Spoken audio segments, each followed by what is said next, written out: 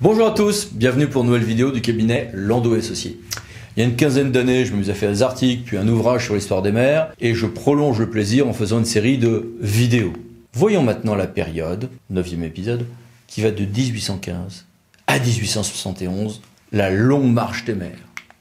Dans l'histoire des mers et des communes, le 19e siècle, c'est l'éternel oublié. Peu de bouleversements des institutions, des réformes qui s'étalent sur de longues années, on en parle peu. Et pourtant, l'élection est progressivement acquise.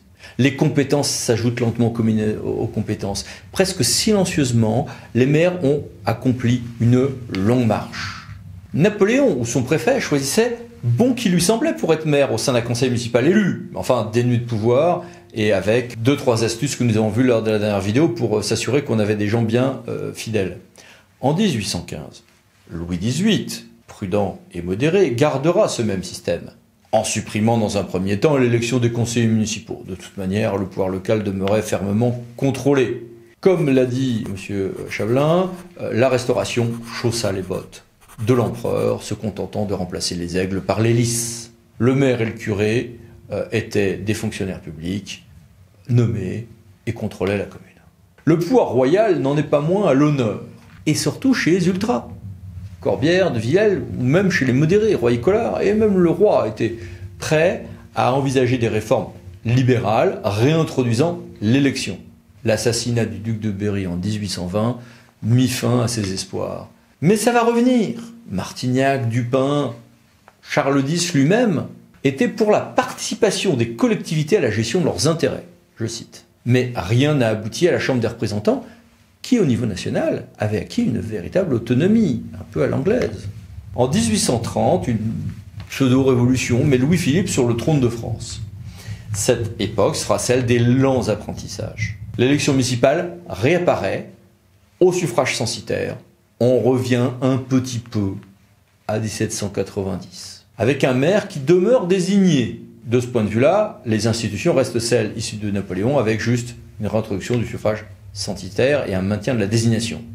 Donc une timide ouverture démocratique au profit des propriétaires, des personnes fortunées, base politique d'un gouvernement qui n'a su se concilier ni le peuple, ni la noblesse. Ces notables forment d'ailleurs un conseil composé d'autant de personnes que le conseil municipal, les personnes les plus imposées, et qui se joint à ce dernier pour lever l'impôt ou pour approuver un emprunt, une sorte de mise sous tutelle des personnes les plus riches de la commune. Le conseil municipal est presque dépourvu de pouvoir que le maire ou le préfet ne puisse briser. Et encore, de toute manière, entre gens du même monde, on compose. En pratique, l'étau se dessert quand même peu à peu autour des communes, avec des lois importantes. 1831, 1834, 1837 sont des années d'adoption de lois dont toute une série de formulations se retrouvent encore dans notre CGCT aujourd'hui et qui mettent en place des débats, qui mettent en place des éléments de démocratie locale petit à petit.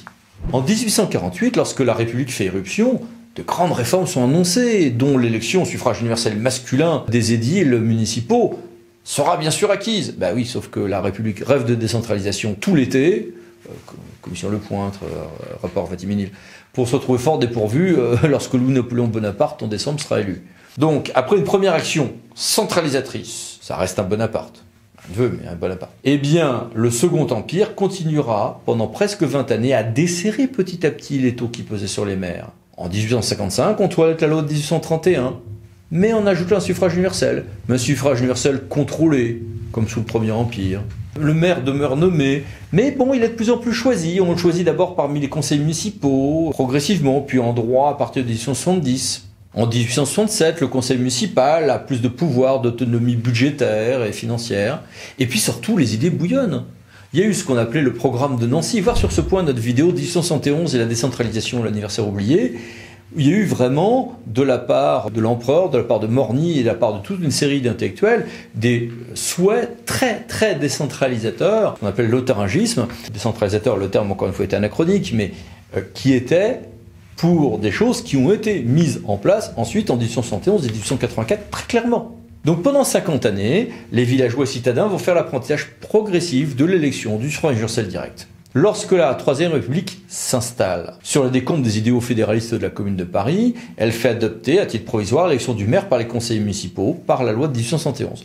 On revient en arrière en 1876, mais on rétablit l'élection des maires en 1882. Mais ces débats ne sont plus que des d'arrière-garde. Les monarchistes, comme les républicains, seront très vite pour un système au niveau local, assez autonome et assez, dirions-nous aujourd'hui, démocratique. Depuis la victoire électorale de 1876, la grande loi de 1884 est ardemment débattue. Un long chemin s'est fait en un siècle. Voir d'ailleurs sur ces étapes-là, encore une fois, notre vidéo sur 1871 et la décentralisation. Et puis après, il s'est passé plein d'étapes. Je les ai un peu ici résumées, mais on n'est plus sur des choses que tout le monde connaît, les réformes Poincaré, la décentralisation, sans le dire après-guerre, puis ensuite des grandes réformes en 1870, puis 1982-84. Voici toute une série de détails. Mais zoomons un peu en arrière. Les premiers congrès des maires de France, à partir de 1907, s'étaient faits sur la suppression de l'octroi. On nous prend nos sous et on ne nous laisse pas nous organiser. À l'époque, l'État ne voulait pas trop que les communes puissent se regrouper en syndicats. Vous comprenez, ça ferait concurrence au sous-préfet. On parle de quoi aujourd'hui? De fiscalité. Hier, c'était la réforme de la taxe professionnelle. Aujourd'hui, la taxe d'habitation. D'autres réformes financières. De l'intercommunalité. On y a ajouté évidemment le développement durable. Mais il y a une permanence dans les thèmes, dans les éléments du débat, qui est tout à fait frappante depuis au moins le XVIIIe siècle, si ce n'est avant. Donc il appartient maintenant aux maires de continuer d'écrire leur histoire, qui est celle de nos territoires. Il appartient par-delà les événements qui remplissent nos jours de constater qu'il y a une pérennité de ces préoccupations de fond, des axes de réforme qui semblent traverser les siècles. Donc les maires, les présidents de conseils départementaux et régionaux, les élus intercommunaux, les adjoints aux maires, les élus des assemblées délibérantes, conseils municipaux, départementaux, régionaux, forment une ossature de 500 000 personnes qui portent vivante la démocratie dans nos territoires, avec un grand nombre d'agents locaux dont le travail n'est, loin s'en faut, pas assez compris et reconnu par nos concitoyens, et se retrouvent avec les mêmes problématiques que celles qu'on a vues pendant toute cette série de vidéos.